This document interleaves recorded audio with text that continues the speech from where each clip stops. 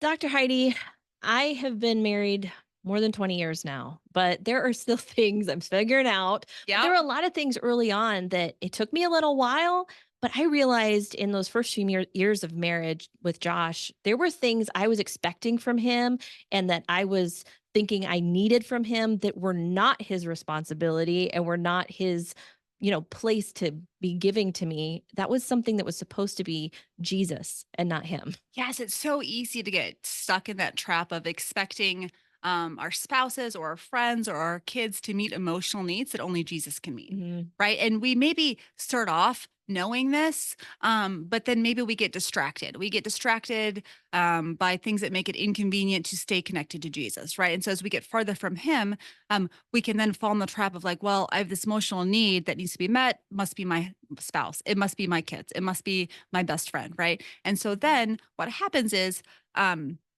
as our neediness grows, our ability to discern what's actually the main thing gets lost, right? And so Mhm. then all of a sudden we're experiencing not meeting my need, not meeting my need, and still not meeting my need. And look how terrible that was. And this is terrible. And that's also terrible, right? And so all of a sudden we have this negative lens that we're interpreting everything through. And it's like it's blurry, right? And that's so Yeah. unfair to your partner Yeah. So unfair. because you're essentially setting a standard that they cannot meet. Yeah. They can't, and some will try, Mhm. Mhm. right? And then that's hard because they're still not going to be successful, right? Even if they put a valiant effort in, and some might just give up or might disengage or might be avoided. And there's all sorts of Mhm. toxicity that can develop in that push pull of I need you to meet my needs that only Jesus can meet, but you're not meeting them, but I want to, but I can't, and it's just a hot mess, right? Mhm. And so we have to get back to remembering that staying focused on Jesus and who he is and how he sees us is the central, most healthy, necessary piece of all healthy relationships Mhm. friends, parenting, marriage, work relationships. We have to be grounded and centered on who Jesus is and how he sees us.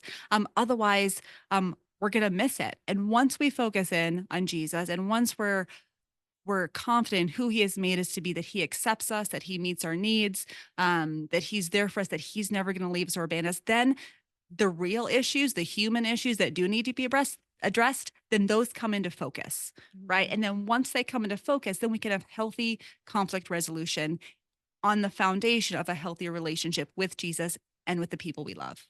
So, what would be an example of a need that Jesus meets that a spouse, friend, child is completely unable to meet? Full and unconditional acceptance. Mm.